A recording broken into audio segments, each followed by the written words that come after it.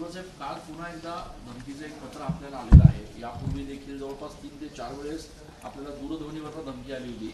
नेमकं काय याच्याबद्दलची आपली प्रतिक्रिया? नंतर प्रतिक्रिया काय देणार याच्यामध्ये गेल्या काही महिन्यामध्ये जे आहे 4-5 वेळा जे आहे हे पत्र वगैरे सगळे आलेले आहेत, ते सगळे पाठवले आहेत आपण पोलिसांना आणि मेसेज तर भरपूर आलेले आहेत, फोनसुद्धा आलेले आहेत। आता याच्यामध्ये मात्र जे आहे बरीचशी माहिती त्या काय नंबर्स दिलेले आहेत, कुठे मीटिंग झाल्या हे सगळं दिलेलं आहे। आणि आता शेवटी अशी पत्र आल्यानंतर म्हणजे आयुष्यामध्ये मला तर खूप वेळा असं धमकीची पत्र आली आणि प्रयत्नसुद्धा झाले, तो भाग वेगळा।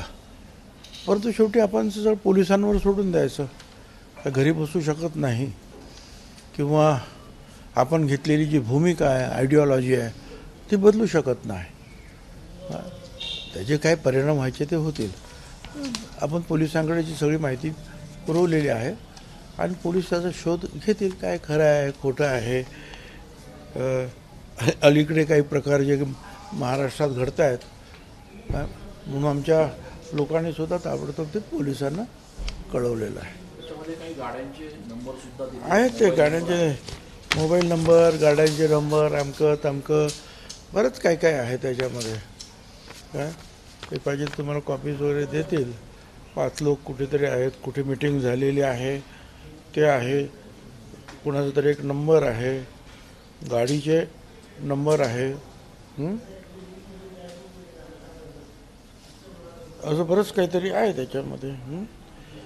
ज्या हॉटेलमध्ये मीटिंग झाली, हॉटेल समोर मीटिंग झाली, ते सगळं आहे त्याच्यामध्ये। पण ही सगळी माहितीच्या पोलिसांना कळवलेलं आणि पोलीस निश्चितपणे जे आहे त्याचा शोध घेतील। साहेब, इतर वेळेला फक्त धमकी येत होती, मात्र आता कट रचून की मारण्याचा प्रयत्न, सुपारी असे सगळे प्रकार जे आहेत ते अतिशय धक्कादायक आहे। धमकीपेक्षा हे जास्तच धक्कादायक आहे।